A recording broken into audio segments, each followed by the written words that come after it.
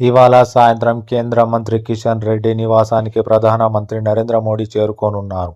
కిషన్ రెడ్డికి చెందిన ఢిల్లీ నివాసంలో ఘనంగా జరిగే సంక్రాంతి వేడుకల్లో ప్రధాని పాల్గొంటారు.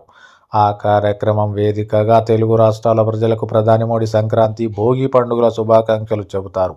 కిషన్ రెడ్డి ఢిల్లీ నివాసాన్ని ప్రధాని మోడీ సందర్శించనున్న నేపథ్యంలో ఆ ప్రాంతంలో భారీ భద్రతా ఏర్పాట్లు చేశారు.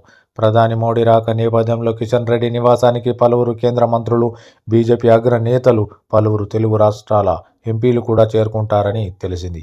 ఈ కార్యక్రమం ద్వారా కిషన్ రెడ్డికి ప్రధాని మోడీ ఇస్తున్న ప్రాధాన్యం మరోసారి అందరికీ తెలిసొచ్చింది. బీజేపీ జాతీయ అధ్యక్ష పదవికి పోటీ పడుతున్న పార్టీ సీనియర్ నేతల జాబితాలో కిషన్ రెడ్డి పేరు కూడా ఉంది.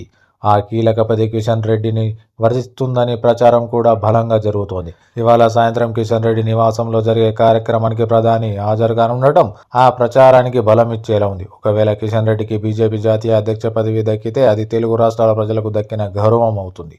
ప్రపంచంలోనే అతిపెద్ద రాజకీయ పార్టీగా ఆవిర్భవించిన బీజేపీకి జాతీయ స్థాయిలో సారథ్యం వహించే అవకాశం ఒక తెలుగు వ్యక్తికి వస్తే అంతకంటే కావాల్సింది ఇంకేముంటుంది.